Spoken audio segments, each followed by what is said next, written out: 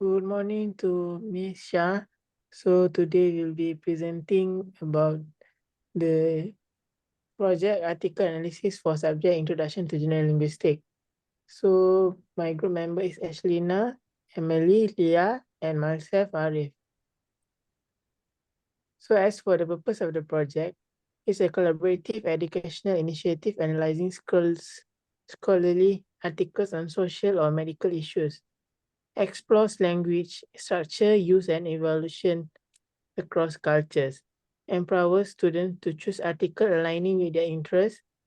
This assignment applies linguistic skills by explaining concepts, categorizing key ideas, and exploring pragmatics and semantics.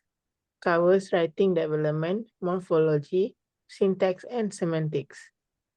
Bridges theoretical knowledge with real-world applications, encourage critical analysis, collaborative exploration, and appreciation of language role in real-world scenarios. So as for the introduction to general linguistics, the definition and foundation should be diverse and dynamic field foundation for understanding human language. As for the social's legacy, distinction between long and parallel, shift in linguistic thinking. Key focus areas for general linguistics, phonetics and phonology, which is sounds and patterns in speech, morphology, which is internal word structure and morphemes, syntax, which is principles of sentence structure, semantics to focus on meaning in language. For the practical application, should be language teaching, translation, and natural language processing. Move to the next presenter. So there are 4 parts of analysis of writing. So the first one is development of writing. Next. So the development of writing is the evaluation of writing system that's connected to the growth of human societies and the need for more advanced means of communication beyond spoken language. Linguistics, as the scientific study of language, underpins the understanding of language structures, influencing the creation and evaluation of writing systems. Different cultures have developed a variety of writing systems, from logographic systems like Chinese characters to alphabetic systems such as the Latin script. Linguistics provides insights into how these systems encode language, including syntax, semantics, and morphology. Writing shaped by linguistic principles has been crucial in preserving and transmitting knowledge across generations. The study of linguistics has not only contributed to the standardization of languages and writing, but also continues to influence modern communication, including digital platforms and technological advancements. Next slide. So for the first one is the purpose of writing. So the article that we chose aims to recognize and appreciate the significant contributions of scholars, especially from the Arabo-Islamic civilization to the field of diapathology. It seeks to showcase the historical achievements of ancient civilizations, particularly in understanding and managing diabetes, with a focus on the Arabo-Islamic civilization. The writing underlines the ongoing impact of historical contributions on contemporary diapathology, inspiring admiration for past achievements and encouraging continued efforts in the field.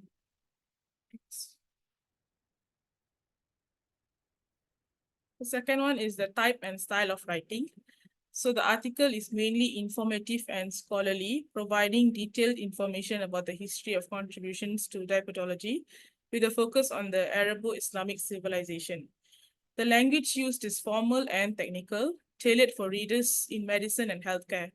The structured sections contribute to its informative and educational nature.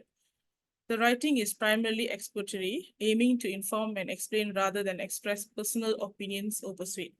It discusses historical practices, herbal remedies, and contemporary medical research in a factual manner. Next. The third one is the word choice or selection of writing. So the word choice here is formal and technical, where it uses specific terms related to diapathology and medical research. The language is precise and terminology is carefully selected to convey information accurately, reflecting the scientific nature of the topic. The article incorporates a mix of medical and cultural terms, catering to both professionals in the field and a broader audience interested in the cultural and historical aspects of diabetes. The fourth one is the genre and audience of writing. So the primary audience includes healthcare professionals, researchers, and scholars in the field of diabetology, with a focus on medical and scientific aspects. The secondary audience comprises individuals with a general interest in the intersection of medical science, culture, and history, offering insights into the contributions of the Arabo-Islamic civilization to diabetology. The writing is academic or scholarly in nature, characterized by a formal research-oriented style. It is structured with a reference to studies and scholars, targeting an audience with academic or professional interests in diabetes research and healthcare. So the last one for this is engagement and impact of writing. So the engagement is more informational and academic, relying on the significance of the subject matter and the presentation of facts, historical information, and research findings in diabetology. The primary impact is informative, aiming to educate readers about the historical contributions of the Arabo-Islamic civilization to diabetology, on the ongoing relevance of these contributions. The article focuses on conveying information about scientific progress in understanding and managing diabetes, emphasizing the historical context, and contributes to the field. So that's all from me. Pass to the next presenter.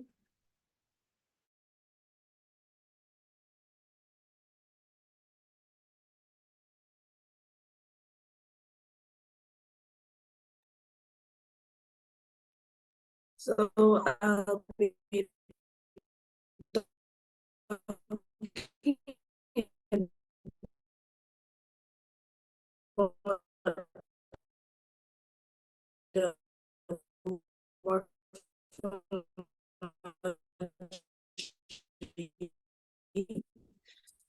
morphology is a branch of linguistic concerned with the study of words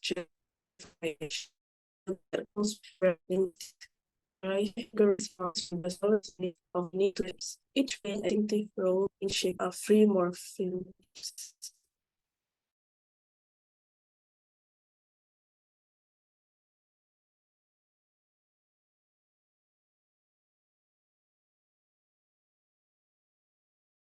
Start again.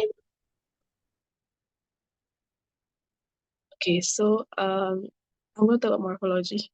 Morphology is a branch of linguistic concern.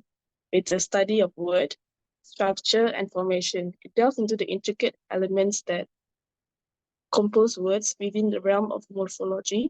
Linguistics categorize morphemes from the smallest units of meaning into various types, each playing a distinct role in shaping languages. So there are 5 types of morphemes. The first one is free morphemes, which can stand alone as meaningful words. And then there is bound morphemes, which attach to the free morphemes to alter the meaning or convey the grammatical information. And there's also inflectional morphemes, responsible for expressing grammatical features such as tense, number, or gender. There's derivational morphemes, which catalyze the creating new world for altering existing ones. There are also compound morphemes, the amalgamation of multiple morphemes from a complex word. Slide. Also, for the first example of morphemes, free morphemes, so there is a few examples. The first one is diabetes. Diabetes is a standalone word referring to the medical condition. There's also mellitus, and it's an independent word specific to insulin-independent diabetes. There's also a cross, which functions as a preposition indicating movement. As D is a definite article and specifying a noun. As Ibro-Islamic, compound of free morphemes combining Ibro and Islamic. There is world, which is an independent world referring to the earth or sphere of activity. Next slide. So the second example is bound morphemes. As the first one is as plural, which is added to diabetes to indicate plurality, and us, which is singular, added to melitasis to create an adjective. IC is added to Arable to form an adjective Arabic. O is added to Arab to create a compound of Arabo-Islamic, and IST added to Arab to form a noun Arabist. Same goes to AL, LY, and ION. So AL Arab also changed to Arable. LY from world converted to worldly, and ION from revolution, it changed to revolution. So next slide. The third one is inflectional morphemes. There's three examples here. So S, the plural, that indicates the plural form of diabetes. US indicates the singular form of mellitus, and ED, which is a general example for verbs for past tense. The next one is derivational morphemes. Is UN, negation, so it's added to revolution and create unrevolutionary. IST, which transform Arab to Arabist, and IZE, a general example, it is not provided in the following text. So the next one is compound morphemes. First one is Arabo-Islamic, combination of two free morphemes, Arabo and Islamic. It's a worldly combination of world and a derivational morpheme ly. Revolutionary it's a combination of revolution and the derivational morpheme of ARY. So pass to the next presenter.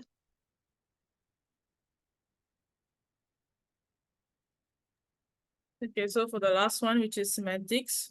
So semantics is the study of meaning in language, which is known as semantics in general linguistics.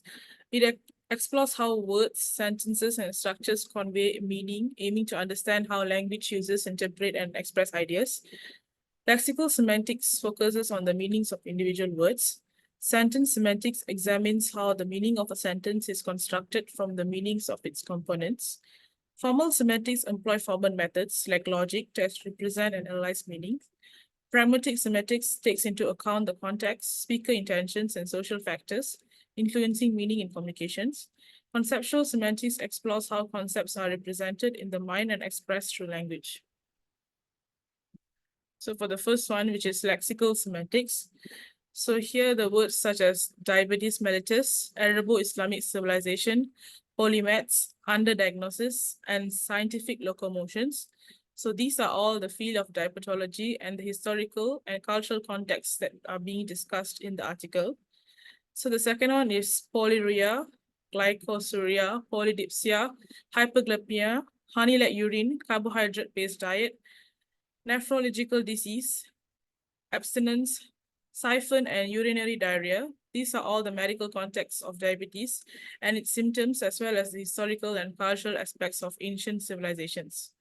So for the third one, which are scientific discoveries, knowledge, academic, clinical enlightenment, diabetology, ancient civilizations, impressive findings, Arabo-Islamic civilization, scientific revolution, and disease. These are all the scientific progress, historical contributions, and the study of diabetes.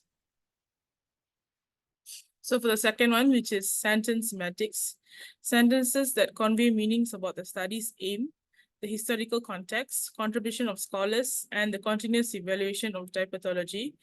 So these sentences collectively contribute to the overall meaning of the text, addressing the historical development and current state of diabetology. Sentences that convey information about the recognition of diabetes symptoms in ancient civilizations, in Egyptian, Chinese, and Indian, historical documentation, and the proposed treatments in different cultures. The sentences collectively contribute to historical narratives describing the understanding and documentation of diabetes symptoms in various cultures. The third one is sentences discuss the historical achievements of ancient civilizations in understanding and managing diabetes, particularly highlighting the success of the Arabo-Islamic civilization. These sentences collectively convey information about the historical context, contributions, and ongoing impact in the field of diabetology. The third one, which is formal semantics. So the structure of the article, including the organization of paragraphs, headings, and the logical flow of information. The formal structure follows a standard format for academic articles, presenting an introduction, aim, discussion, and conclusion to effectively communicate the information. The second one, the organization of the text into paragraphs and sections following a chronological order from ancient civilizations, Egyptian, Chinese, and Indian, to Greco-Roman influences, presenting a structured historical account. The formal structure guides the reader through the historical development of knowledge about diabetes, creating a coherent narrative. The third one, which is the text, is organized into coherent sentences and paragraphs, presenting a structured discussion on the historical significance of ancient civilizations and the continued impact of the Arabo-Islamic civilization in diabetology. So this formal structure helps in conveying information in a logical and organized manner. The fourth one, which is conceptual semantics. Concepts such as the historical evolution of diabetology, contributions of specific scholars like Al-Razi and Ibn Sina, and the continuous progress in the field. The text deals with abstract ideas and overarching concepts, providing a conceptual framework for understanding the development of diabetology.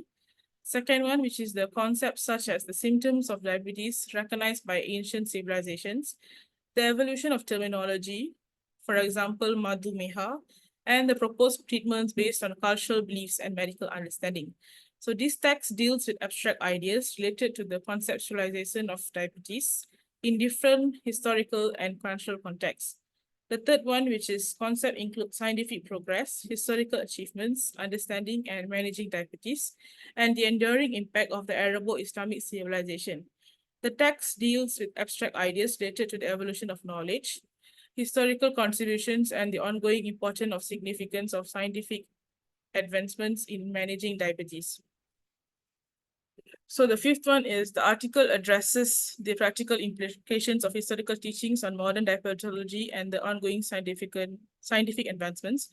Pragmatics come into play as the text discusses how past knowledge influence present and practices and emphasizes the practical application of diabetology. The second one is the text addresses the practical aspects of historical understanding and treatment of diabetes, such as the use of plant extracts, dietary recommendations, and the cultural considerations in proposed treatments. Pragmatics come into play as the text discusses how ancient societies practically approach the recognition and management of diabetes based on their cultural and medical beliefs. The third one is the text discusses the continuous striving for scientific progress and admiration for the impact of the Arabo-Islamic civilization on diabetology. Pragmatics come into play as the text emphasizes the importance of ongoing efforts and appreciation for historical contributions in the context of managing diabetes. So as for the reflection, the first one is the development of writing in linguistics is crucial for the preservation, analysis, evaluation of language. It serves as a tool of communication, education, cultural expression, and the advancement of linguistic knowledge. Next presenter. For morphology, morphology can enhance reading comprehension by facilitating understanding of definitions of unfamiliar terms. And the last one, which is semantics. Semantics is an essential component of grammar that focuses on the interpretation and significance of words. So that's all from us. Thank you.